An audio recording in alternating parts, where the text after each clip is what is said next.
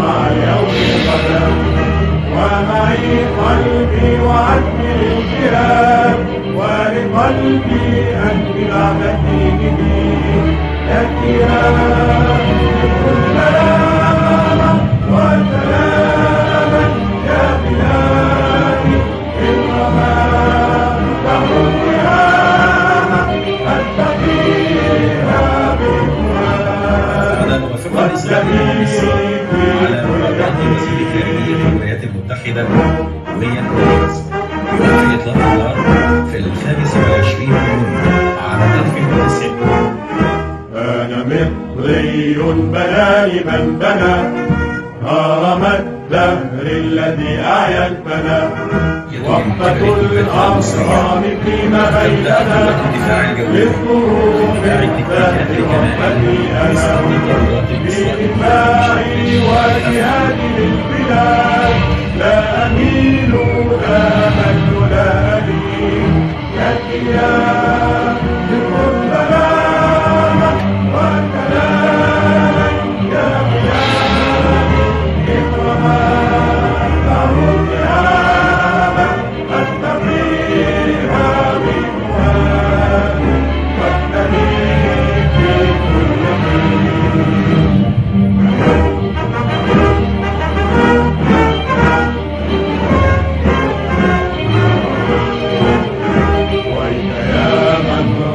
تحميل الفلك أي نسل عندما يطلع لك وطن الحر سملة الفلك والفتى الحر بمثله ملك ما عدا يا أرض مثل الرجال المناد لاحقاك أجمعين لك يا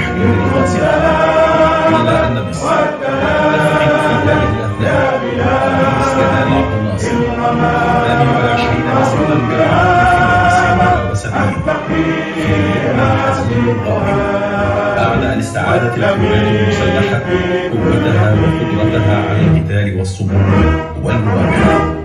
يتولى من بعده الرئيس محمد أنور السادات الذي بدأ مع قادة الجيش المصري العراقي في الإعداد لمعركة العبور الخالدة والتخطيط لها باستعادة الأرض سيناء الحبيبة.